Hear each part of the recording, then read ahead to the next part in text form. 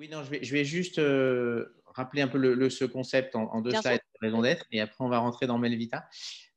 Donc juste, alors je vais aller très vite parce que visiblement vous savez à peu près toutes et tous ce que recouvrent ces notions. Mais quand même, au cas où il y en a qui découvrent un peu tout ça, rappelez donc que ça vient de la loi Pacte, enfin en tout cas en France, hein, puisque cette notion du why ou du purpose anglo-saxon, ça fait quand même quelques décennies qu'on en parle, mais donc elle a été formalisée au travers de cette loi Pacte, qui a donc introduit cette notion de raison d'être, si on peut dérouler le slide, et donc qui donc exprime cette utilité sociétale de l'entreprise et qui va au-delà des intérêts des actionnaires et des salariés. Hein, ça, c'est un point important.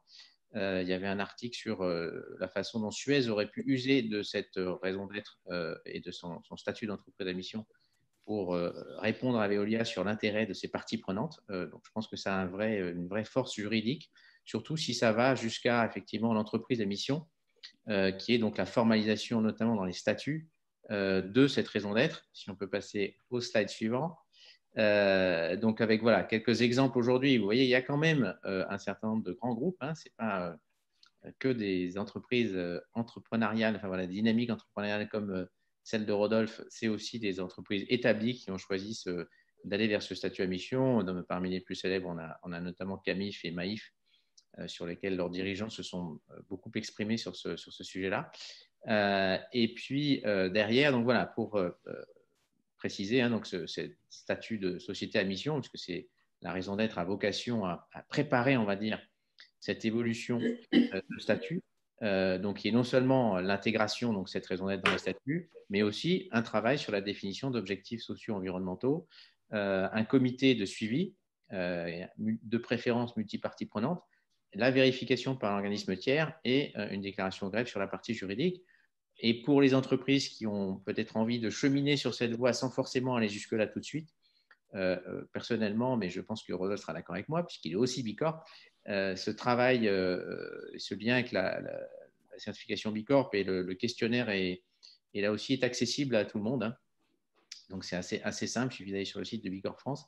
Ça peut vous donner une première évaluation de où vous en êtes en termes d'engagement sociétaux, environnementaux et de maturité sur ces sujets-là. Ça peut être une façon aussi de cheminer, on va dire, vers ce statut d'entreprise à mission. Voilà pour la partie, je dirais, conceptuelle et réglementaire. L'approche qu'on a, nous, et la façon dont on va voir justement au travers d'exemples avec Melvita sur la méthodologie, puisqu'on va quand même aussi vous donner des éléments de méthodologie, en tant que consultant, bon consultant que nous sommes, je pensais aussi, enfin, on est convaincu que la façon d'amener les choses et de vous questionner, de vous challenger et de vous aider aussi à trouver des moyens concrets de formaliser et de mettre en œuvre ce type de démarche, c'est assez clé.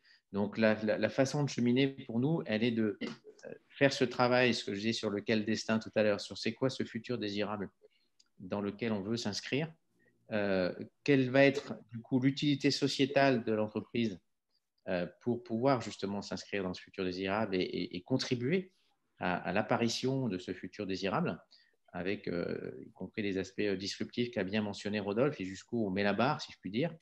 Un troisième point qui est absolument clé, et ça, nous on le fait pour toutes nos missions, c'est de vous montrer que cette transition de modèle, c'est pas du 0-1, c'est pas du reset, il n'y a pas de grand soir. Ça, dans les rêves peut-être, mais ça n'existe pas dans la vraie vie des entreprises. Et donc, c'est plutôt un travail d'identification de vos actifs immatériels et matériels, de toutes vos formes de capitaux,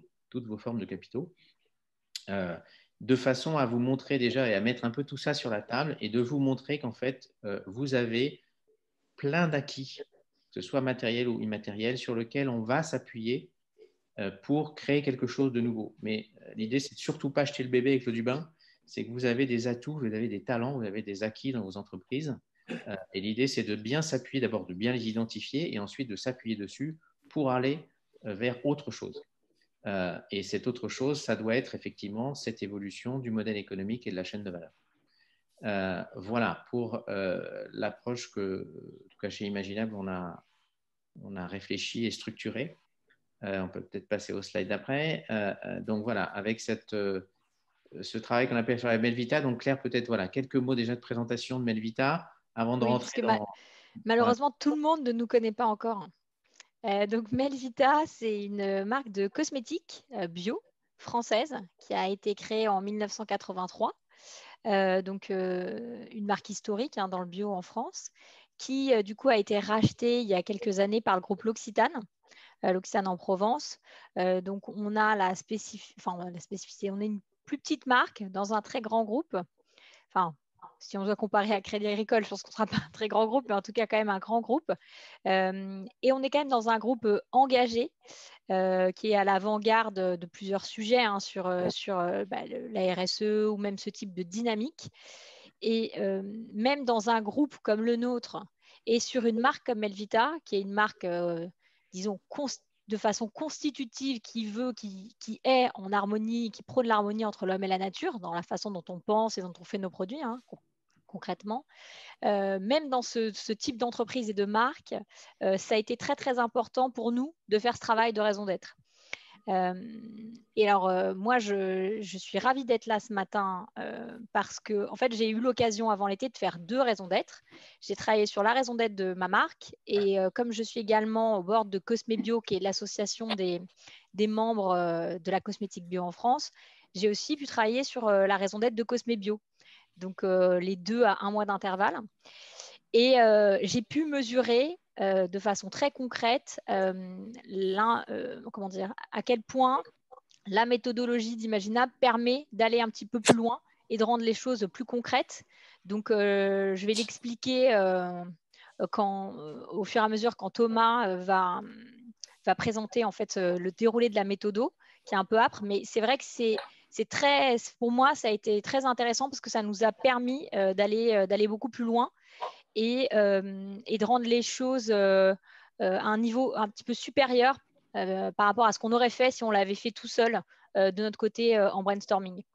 Ça, c'est la première chose que je voulais dire et que je vais illustrer dans les différentes slides. Et le deuxième point, puisque en préambule, Thomas a mentionné qu'il y a 64% des participants qui n'ont pas cette démarche encore dans leur entreprise. Moi, je pense aujourd'hui que c'est crucial, c'est nécessaire, c'est indispensable que tout le monde mène ce genre de réflexion, quelle que soit l'entreprise et le domaine d'activité. Parce que je pense qu'aujourd'hui, on est, et encore plus quand on sort de cette crise, on est dans une quête de sens qui est très importante. Et c'est un vrai défi pour maintenant les marques et les entreprises